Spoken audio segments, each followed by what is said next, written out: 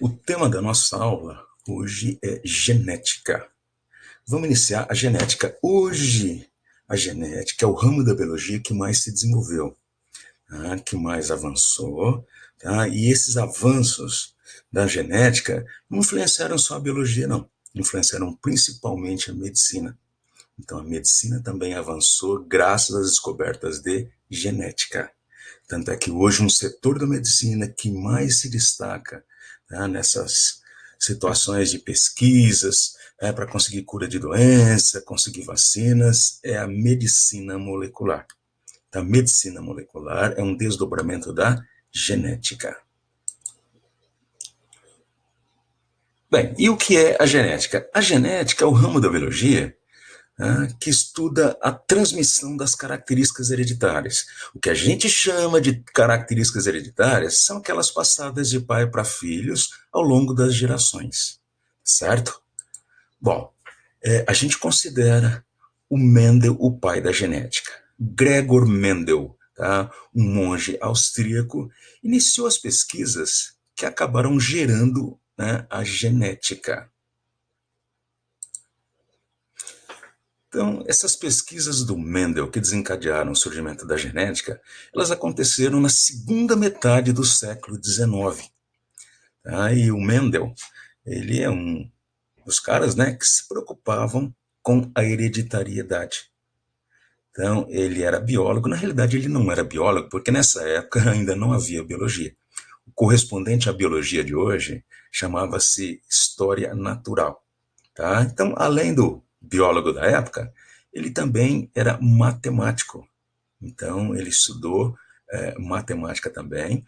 Tá? E o fato de ser um especialista da matemática ajudou muito nas conclusões que ele tirou a respeito da hereditariedade.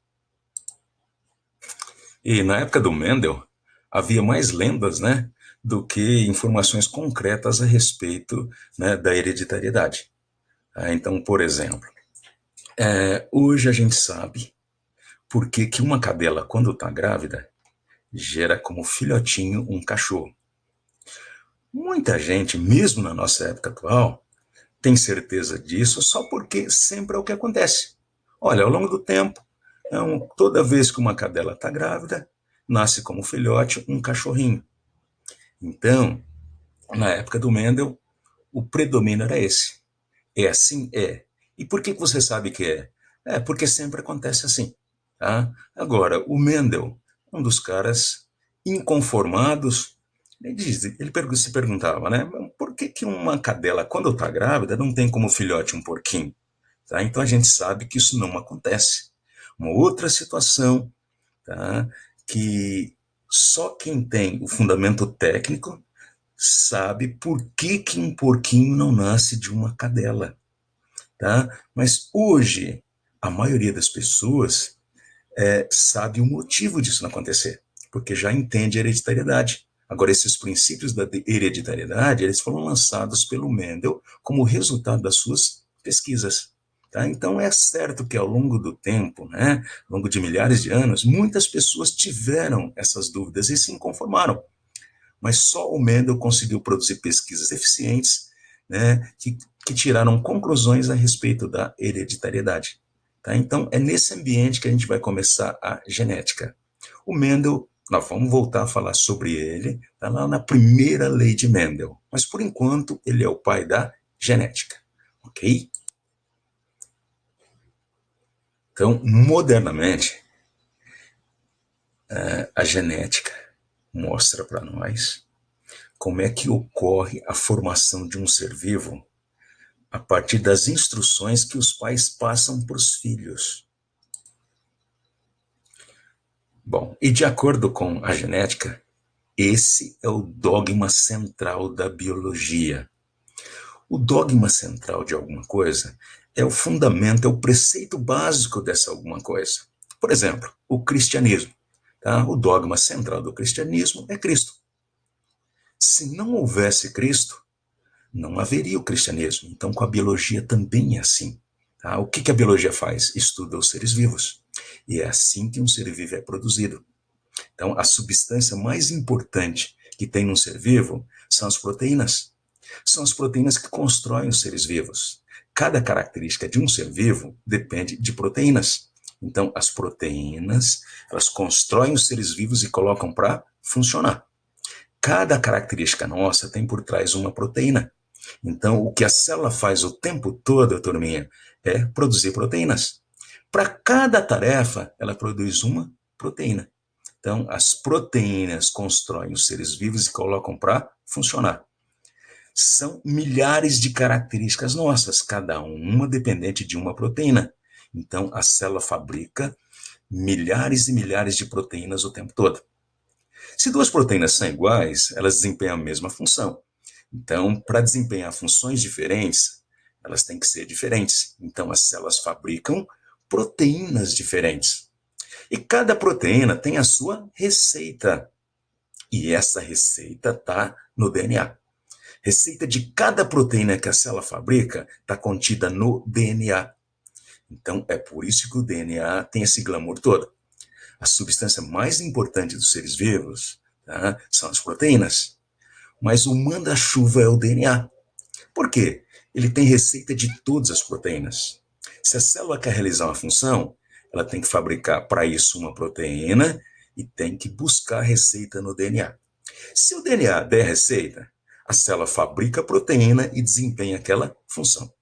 Se o DNA não der a receita, a célula não pode fabricar a proteína correspondente e não pode desempenhar aquela função. Então, é dessa maneira que o DNA diz o que a célula pode ou não pode fazer. Bom, e tem um detalhezinho. O DNA tem receita de todas as proteínas, por isso que ele é o bambambam, certo? Mas ele não coloca a mão na massa. Ele não fabrica nenhuma proteína sequer. Ele passa a receita da proteína para o RNA e quem vai construir a proteína é o RNA. Então, é assim que a vida surge, é assim que a vida se manifesta. Por isso que esse é o dogma central da biologia, certo? E essa é uma caricatura do senhor DNA. Tá? Bom, onde que a gente encontra o DNA? Na célula. Que parte da célula? Em célula eucarionte, ele está contido principalmente no núcleo, mas tem também DNA no citoplasma. Tem DNA nas mitocôndrias, tem DNA nos cloroplastos, mas está principalmente no núcleo da célula. E aí, como é que eu vou encontrar esse DNA? Bom, esse DNA é encontrado aos pedaços. As células apresentam um pedaço de DNA, que são os cromossomos. Então, cada cromossomo, cada pedaço de DNA se constitui numa molécula de DNA. Bom, esses pedaços não são pedaços aleatórios, são pedaços definidos. Então, um cromossomo, ele é estável. Ele se mantém o mesmo ao longo do tempo. E de preferência que ele não mude. Ele não pode mudar. Porque se ele mudar, pode causar inclusive uma tragédia. Certo? Bom, outra coisa importante é a quantidade de cromossomos, a quantidade de pedaços ou moléculas de DNA. Então, é fixo para cada espécie. Cada espécie tem sempre a mesma quantidade de cromossomos, pedaços de DNA. Certo? A nossa espécie, por exemplo, tem 46 cromossomos. Cada espécie tem seu número típico, mas na espécie humana, no núcleo de uma célula humana, você vai encontrar 46 cromossomos, certo? Bom, existem também tipos diferentes de cromossomos. Em cada tipo, você vai encontrar um conjunto de receitas para algumas proteínas. Num outro tipo, tá, as receitas vão gerar outras proteínas. Então, por isso que um cromossomo pode ser diferente do outro. Tá? Então, na espécie humana, por exemplo, são 23 tipos de cromossomos diferentes. Tá certo? Bom, só que é o seguinte, de cada tipo, a gente tem dois. Um que a gente recebe do pai e um que a gente recebe da mãe. Então, olha só, a gente vai usar aqui uma expressãozinha matemática. Então, a letra N representa a quantidade de tipos diferentes de cromossomo que uma espécie possui. Então, no caso da espécie humana, N é igual a 23 tipos. E nós temos dois de cada tipo. Então, 2N. Ó, 2 que multiplica 23 dá um total de 46. Então, todas as nossas células somáticas. Professor, o que é uma célula somática? São as células que formam o nosso corpo. São os tijolinhos que constituem o nosso corpo. Tá? Então, todas elas têm 46 cromossomos. Ok? Mas não é assim com os nossos gametas. Óvulo e espermatozoide têm só metade desses 46, ou seja, 23. Como assim? No óvulo e no espermatozoide, só tem um cromossomo de cada tipo. Então, são 23 tipos, olha, N, mas só tem um de cada tipo. Então, nos gametas humanos, nós vamos encontrar 23 cromossomos, tá certo? Bom, aqui a gente tem um mapa dos cromossomos humanos. A gente chama de cariótipo. Então, cariótipo humano, tá? Então, nas células, os cromossomos não estão organizadinhos assim, não. Então, eles são, né, tratados, preparados e organizados. Depois que eles estiverem, né, bonitinhos, estabelecidos os pares, você tira uma foto e essa foto que a gente chama de cariótipo. Então, notem, ó, esses números aqui representam os tipos, do 1 até o 23, ó. Esse aqui é o 23º tipo. E de cada tipo a gente tem dois. Olha aqui, o tipo 1, tá? São dois. Um que você recebe do pai, outro que recebe da mãe. Por isso que o nosso cariótipo tem 46 cromossomos. Então, todo humano normal tem um cariótipo constituído por 46 cromossomos. Vejam bem, esse cariótipo é de um indivíduo do sexo masculino. Tá? Então, o 23º par de cromossomos aqui, ó, tem um cromossomo X e um Y. Então, esse é o sexo masculino. O sexo feminino tem dois cromossomos X, formando o 23º par. Ok? Bem, e vamos pegar aqui um cromossomo seu. Tá? Então, esse cromossomo você recebeu do pai. Vamos representar em azul. Então, esse é um cromossomo tipo 3 que você recebeu do pai, do seu pai. Tá? A sua mãe também vai te mandar um cromossomo do tipo 3. Então, você tem dois cromossomos do tipo 3. Então, esses cromossomos nós chamamos de homólogos, certo? E por que eles são homólogos? O que significa serem homólogos? Bom, eles não são exatamente iguais, mas são do mesmo tipo. Então, para poder entender, vamos fazer a seguinte pergunta: o que a gente tem ao longo de um cromossomo? Não podemos esquecer que um cromossomo é uma molécula de DNA, um pedaço de DNA. E o DNA tem receitas de proteínas, então é isso que a gente encontra num cromossomo. Ao longo desses cromossomos, nós temos receitas de proteínas. Aquelas mesmas proteínas que vão nos construir e colocar para funcionar. Então, está aqui. Cada letra dessas representa uma receita de proteína. Então, aqui na letra A, você tem a receita de uma proteína que vai produzir uma característica sua. O mesmo na letra B, ó, receita de uma proteína que vai produzir uma outra característica sua. E assim por diante, C, D, E, tá? Então, notem, vamos supor que essa letra A, olha, represente a receita de uma proteína que o seu pai te mandou para determinar a cor do seu cabelo. Tá? Então, a sua mãe te mandou também uma receita de proteína que também vai determinar a cor do seu cabelo. Então, vejam bem, o seu pai manda uma instrução para a cor do seu cabelo e a sua mãe também manda uma instrução. Tá? Então, essas instruções são em forma de gene. Então, cada pedaço desse cromossomo que tem a receita para uma proteína que vai determinar uma característica, a gente chama de gene. Então, completando o nosso raciocínio, olha, então, o gene A é responsável por uma característica. Nesse exemplo, a característica é a cor do seu cabelo. Peraí, e qual a diferença entre esses dois As? Então, vamos supor que esse A maiúsculo tem a receita de uma proteína que vai determinar em você cabelos castanhos. Agora, esse A que a sua mãe mandou, ele traz a receita de uma proteína que produz cabelos louros. Então, olha só, você tem o A maiúsculo e o A minúsculo, que são variações do gene A. Então, aqui, ó, esse A maiúsculo, o Azão, a gente fala que é um alelo do gene A. E o A minúsculo Azinho é um outro alelo.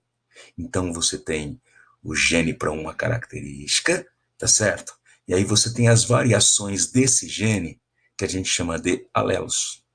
Bom, e nessa situação, como é que seria o seu cabelo? Bom, nesse exemplo, o seu cabelo seria castanho. E por quê? Porque esse alelo representado pelo A maiúsculo, ele é mais forte do que o alelo representado pelo A minúsculo. Então, esse A maiúsculo, o Azão, a gente fala que ele é dominante. E o A minúsculo, o Azinho, a gente chama de recessivo. Então, quando você tem dois alelos, um dominante e um recessivo, quem vai determinar a característica é o dominante, tá certo? Então, o alelo dominante e o alelo recessivo. Então, esse alelo dominante azão produz uma variação da cor do cabelo, que é castanho. O fenótipo castanho. E aqui, ó, o azinho é responsável por uma outra variação da cor do cabelo, que é o fenótipo louro. Então, você tem a característica cor do cabelo e tem o fenótipo cor castanha e o fenótipo cor loura. Então, esse alelo é responsável por um fenótipo e esse alelo por outro fenótipo, certo? Bom, outra coisa importante, tá? Olha, esses são genes alelos. Para entender melhor ainda o que são genes alelos, cada gene ocupa um espaço, um local no cromossomo, certo? Então, ele é chamado de loci ou locus gênico. O lugar do gene no cromossomo é o locus ou loci gênico. Então, os alelos, os genes alelos, ocupam o mesmo lócio, olha, a mesma posição. Então, ó, o A, ele se apresenta na mesma posição no cromossomo que veio do pai, no cromossomo que veio da mãe. Então, os Bs também, ó. Então, a gente fala que os genes alelos ocupam o mesmo lócio ou locus em cromossomos homólogos. Inclusive, é por isso que esses cromossomos são ditos homólogos. Eles são do mesmo tipo. Então, em dois cromossomos do mesmo tipo, o que eles apresentam na sua estrutura são genes alelos. Se você pegar um cromossomo de outro tipo, ele não vai apresentar essa sequência de genes, vai ser uma outra sequência de letras, então por isso que existe a diferença, certo? Então os cromossomos, quando são do mesmo tipo, apresentam a mesma sequência de alelos. Notem, eles não são idênticos. Aqui você tem o azão dominante e aqui o azinho recessivo. Então existe diferença entre esses dois alelos. Às vezes é uma letrinha só, é uma base nitrogenada. Aqui também tem diferença, olha. Tá? Então B dominante e o Bzinho recessivo. Aqui não, olha. Tá? Então, esses alelos são iguaizinhos. Aqui também são iguaizinhos, mas aqui eles são diferentes. Ok? Então, aqui a gente começa a fazer algumas perguntas. Então, primeira pergunta. Como é que eu faço para passar o meu DNA, os meus genes e cromossomos para o meu filho? Muita gente tem dúvida. Será que eu faço isso pelo correio? Será que eu transfiro por e-mail? Pelo WhatsApp? Não. Existem ferramentas para isso. São os gametas. Então, é para isso que serve óvulo e espermatozoide, para transferir DNA, cromossomo, genes dos pais para os filhos ao longo das gerações. Certo? Outra coisa, quando eu passo o meu DNA, meus cromossomos e genes para o meu filho, eu fico sem? Não. Tá? O DNA é uma substância assim glamurosa, não é por acaso. Tem características muito importantes que o torna muito eficiente. E uma delas é a capacidade incrível que ele tem de fazer cópias perfeitas de si mesmo. Então, quando você vai transferir o seu material genético para o seu filho, tá? Você transfere, na realidade, uma cópia. Fica com o seu e dá uma cópia para o seu filho. Certo? Bem, outra pergunta. Eu entendi que para cada característica eu recebo duas instruções, uma que vem do meu pai e uma que vem da minha mãe. Tá? A pergunta é, e a hora que eu vou passar para o filho? Eu passo as duas, passo uma só, como é que acontece? Bom, você passa uma delas só um dos genes. Tá? Tá? Nesse caso aqui, ó, tá? Então vamos supor que você tenha um azão, né, para o cabelo castanho e um azinho para o cabelo louro. Você recebeu o azão do pai e o azinho da mãe. Então, na hora de passar para o seu filho, ou você vai passar o azão, ou vai passar o azinho, e eles têm a mesma chance. Tá? Então, é aí que entra a formação dos gametas. A formação dos gametas, pessoal, é a base da genética. Tá? Então, vejam bem, primeira coisa, a duplicação que o DNA faz. Tá? Então, vejam bem, cada cromossomo agora é formado por duas cópias unidas. Tá? E aqui, ó, a meiose, ela se constitui de duas divisões, a meiose 1 e a meiose 2. Então, o que a gente vai ver agora é a meiose 1. Então, na meiose 1, dá uma olhada, olha. Tá? Então, você tem, tá, o azão se separou do azinho. Essas duas células iniciais, elas são diploides, porque elas têm um cromossomo de cada tipo. Olha, tem dois cromossomos homólogos, tá certo? São dois cromossomos de cada tipo, dois cromossomos homólogos, por isso diploide. Tá? Um azul e um vermelho. Aqui também. Mas essas células filhas já não tem mais, olha. Aqui só tem o azul que você recebeu do pai e aqui só tem o vermelhinho que recebeu da mãe. Então, essas células já são haploides. Mas os gametas ainda não estão prontos. Na próxima etapa, olha, as cópias dos cromossomos vão se separar. Em seguida, acontece a segunda divisão da meiose. Então, vejam bem, essa segunda divisão gera os gametas. Então, repare, metade dos seus gametas estão carregando o alelo azão. E a outra metade está carregando o azinho. Então, cada um deles tem a mesma chance de ser fecundado ou de fecundar que o outro. Então, 50% de chance que você mande esse azão para o seu filho e 50% de chance que você mande o azinho. Certo? Bom, outra coisa importante é que em genética, as questões em genética quase sempre têm cruzamentos. E toda vez que você vai fazer um cruzamento, você tem que providenciar primeiro os gametas. E gameta vem por meiose. E você viu que a meiose é um processozinho longo, complicado. Então você pergunta: toda vez que eu vou fazer um exercício de genética, eu tenho que realizar meiose? Tem. Só que a gente pode resumir, pode sintetizar. Então, olha, a meiose ela pode ser feita de forma mais simples. É o que nós vamos fazer em todo exercício de genética. Então, imagine, tá, um cruzamento entre um homem que tem um azão e um azinho. Então, ele tem cabelo castanho, né, que vem do alelo dominante, mas está carregando um azinho. E a sua esposa, mesma coisa. Ela tem um azão e um azinho. Então, o azão do cabelo castanho e o azinho recessivo que está aqui escondidinho. Então, a primeira coisa que nós vamos ter que produzir aqui são os gametas, e gametas dos dois. Então, olha só como é que nós vamos proceder.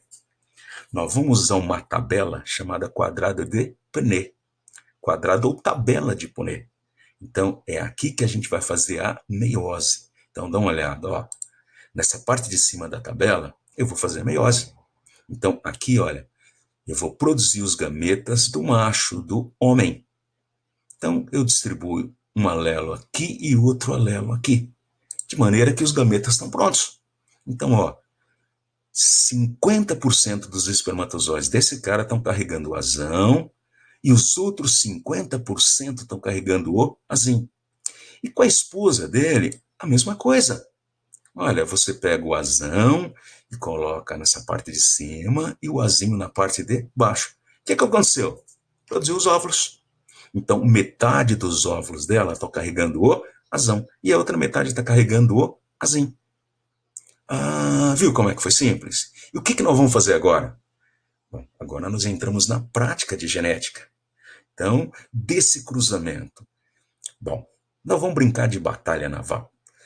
Se esse espermatozoide que está carregando o azão fecundar esse óvulo que está carregando o outro azão, nós teremos uma criança que recebeu o azão do pai e um azão da mãe. Ele vai ter o genótipo azão-azão. Tá? Azão-azão, olha, cabelo castanho. Tá? Bom, mas se esse espermatozoide fecundar esse óvulo, olha, o espermatozoide que está carregando o azão fecundar o óvulo que está carregando o azinho, a criança recebe um azão do pai e um azinho da mãe. Olha, então tá aqui, olha. O azão que é dominante vai determinar uma criança com cabelo castanho. Ah, mas e se for esse espermatozoide que vai fecundar esse óvulo? Olha, tá? Então, a criança recebe um azão da mãe e um azinho do pai. Então, também vai ter cabelo castanho. Mas se esse espermatozoide fecundar esse óvulo, olha só o resultado. A criança recebe um azinho do pai e um azinho da mãe. Com dois azinhos para cabelo louro, não tem saída. Olha, então esse alelo aqui que é fraquinho, que é recessivo, ele só vai se manifestar se ele tiver em dose dupla.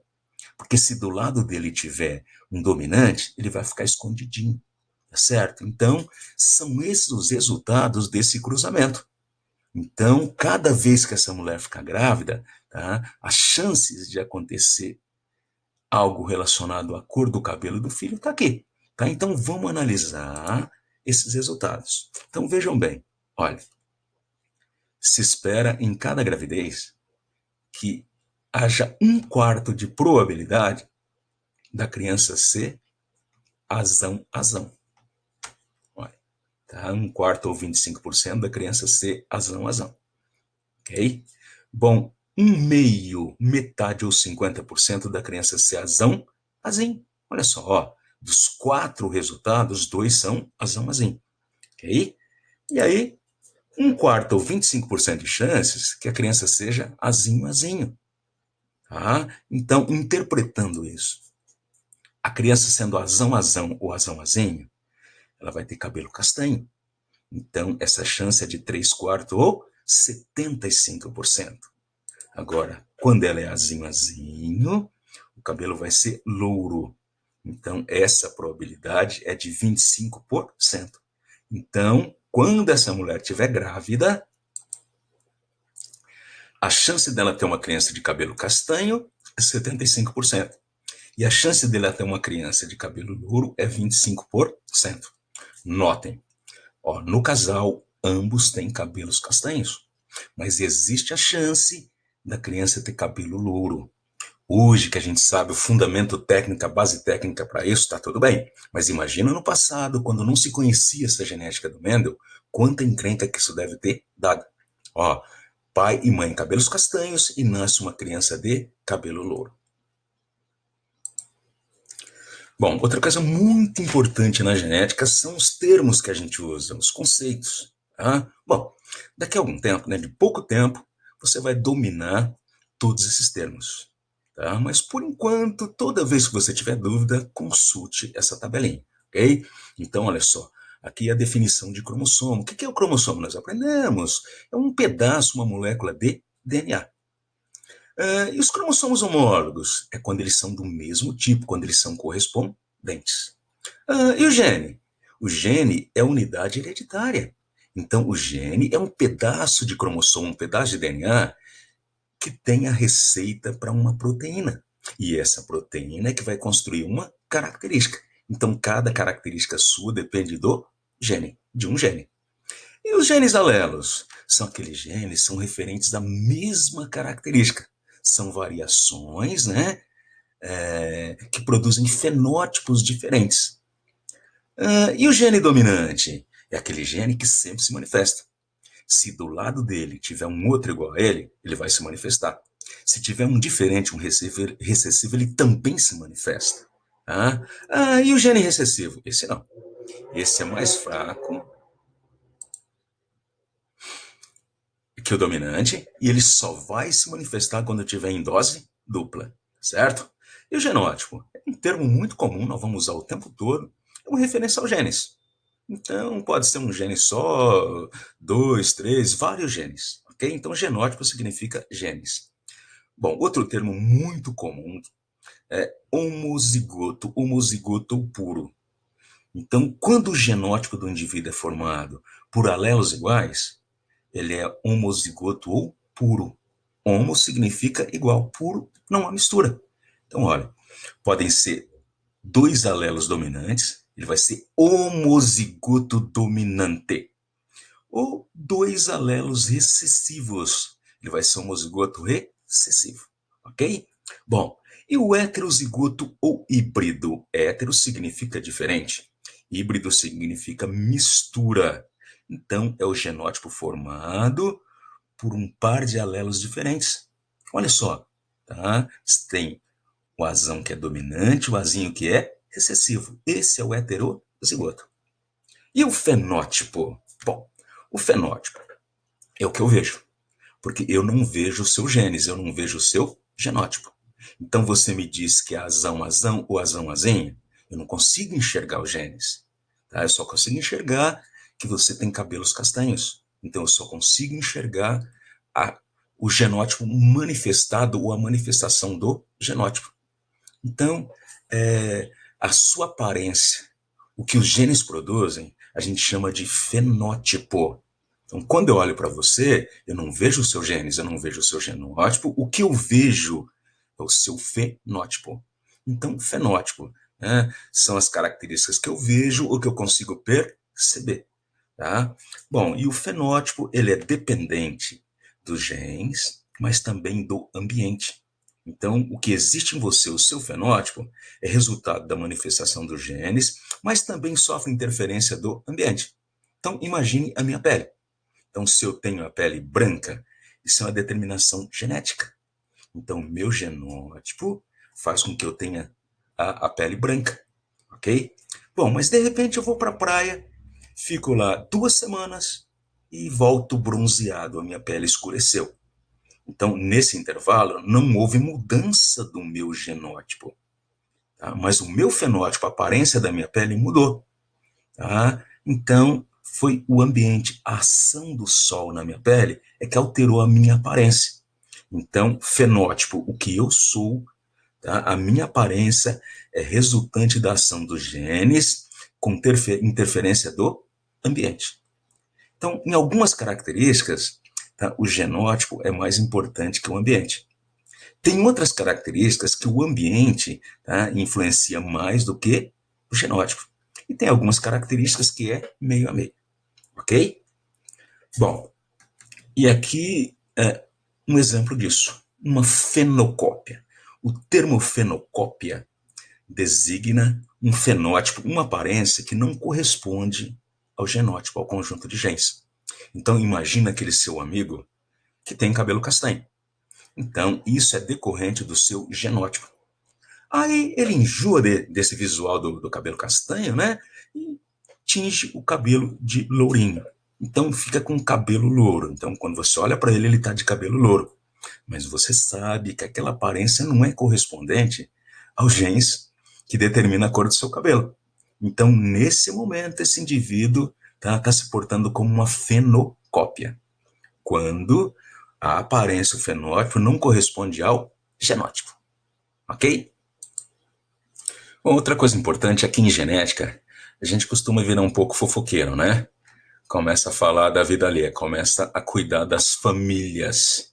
Tá? Então, genética é isso. Você estuda as famílias e para poder entender uma família, tá, você tem que fazer a descrição dessa família.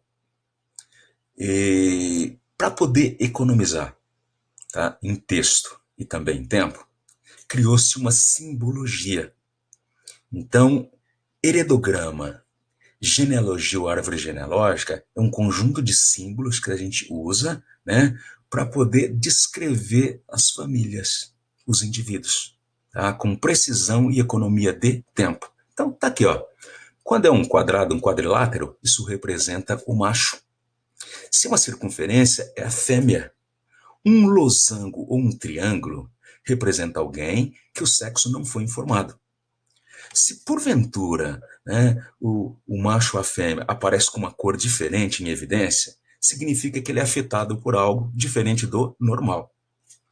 Quando você tem o macho e a fêmea unidos lateralmente por um traço, isso indica um cruzamento. Se eles estão unidos por dois traços, indica um cruzamento consanguíneo. Isso não é comum na espécie humana, mas em genética a gente não trata só de humanos, ok? Bom, nessa figura aqui embaixo, olha, você tem o cruzamento gerando um descendente. Olha, tá? Então a filiação, aqui em cima, olha, isso aqui mostra a prole. O conjunto de descendentes a gente chama de prole. E aqui a família completa. Olha, você tem o pai, a mãe e os filhos. Olha, o primeiro filho, um menino, o segundo filho, um menino, tá? E o terceiro filho é uma menina, ok? Bom, e aqui a gente tem representação de gêmeos idênticos. Então, às vezes os filhos são gêmeos. Nesse caso, olha, eles são idênticos, são clones naturais, têm o mesmo DNA, os mesmos genes. Então, o cálculo que você usa para um, usa para o outro também, tá? Mas aqui não. Esses indivíduos são gêmeos, mas são fraternos. Então, aqueles gêmeos não são iguais, eles podem inclusive ter sexos diferentes. Então, eles têm a mesma genética de irmãos que nasceram em épocas diferentes. Então, eles foram gestados ao mesmo tempo, geralmente, né, nasceram no mesmo dia, mas a genética deles é a mesma, tem a mesma semelhança de irmãos que nasceram em épocas diferentes, ok? Bom, e agora, para ficarmos realmente prontos para resolver os exercícios de genética, vamos falar sobre probabilidade. A genética envolve uma probabilidade bem simples, bem superficial. Tá? Então, o que é a probabilidade? Probabilidade é chance. Então, a chance de algo acontecer, tá, é dada por uma fração. Então, nessa fração, o denominador envolve todos os eventos possíveis, tudo que pode acontecer. E o numerador diz respeito ao evento ou os eventos que te interessam, onde você fez a aposta. Então, é assim que nós calculamos a probabilidade. Então, vamos ver um exemplo. Olha, esse exemplo, número 1, no lançamento de um dado, qual é a probabilidade de dar a face 3? A resposta é 1/6. Uma chance em 6. Então, é simples. Quando você lança um dado, tá, o dado tem 6 faces. Então, são 6 resultados possíveis. Olha, está aqui, ó, no denominador. Agora, a sua aposta foi em uma das faces, uma das 6 faces, que é a face 3. Então, está aqui, ó. Tá? A chance de você acertar é de 1 em 6. Tá? Bom, um outro exemplo, o exemplo 2. No lançamento de um dado, qual a probabilidade de dar a face 3 ou a face 5? Notem, aqui, 2 resultados te interessam. Então, vamos calcular isso. É simples. Olha, está aqui. A chance de dar a face 3 é 1/6. A chance de dar a face 5 também é 1/6. Tá? E os 2 resultados me interessam. Então, ó, me interessa a face 3 ou a face 5. Se os 2 resultados me interessam, eu vou somar as 2 probabilidades. Então, 1/6, que é a chance de dar a face 3, mais 1/6, que é a chance de dar a face 5. Tá? Então, olha só, 2/6. O professor de matemática geralmente exige que você simplifique a fração. Então, esse é o resultado. Quando te serve isso ou aquilo, você soma os 2 resultados, as 2 probabilidades, tá? E vai ser a sua resposta. Bom, um terceiro exemplo. No lançamento simultâneo de 2 dados, qual a probabilidade de dar a face 2 no dado 1 e a face 4 no dado 2? Agora complicou um pouquinho, porque olha, eu tenho 2 dados lançados de forma independente. São lançados ao mesmo tempo, então eles são independentes. Eu quero que dê a face 2 no primeiro dado e a face 4 no segundo dado. Então, olha só, está aqui a solução. Tá? Então, no dado 1, te interessa a face 2. Então, a chance de dar a face 2 no dado 1 é de 1/6, 1 em 6. No dado 2, te interessa a face 4. A chance de dar a face 4 no dado 2 é de 1/6, certo? Só que eu quero esses dois resultados, eu quero isso e aquilo. Então, agora as minhas chances diminuem. Então, eu vou multiplicar as duas probabilidades. Então, no lugar do e aqui, ó, eu coloco o sinal de multiplicação. Então, isso vai dar 1 em 36. Significa que quando você lança esses dois dados, de forma independente, né, são 36 combinações possíveis. E você está apostando, ó, em uma dessas combinações, certo? Então, é assim que você faz quando você quer isso e aquilo. Você multiplica as probabilidades. Olha aqui em cima, ó. Quando isso ou aquilo, no lugar do ou, você coloca a adição. Ok? Então, a regrinha básica, mas muito importante para ser observado em genética. Ok? Bom, e a gente está relativamente prontos para começar a trabalhar com a genética. Ok? Então, vamos lá?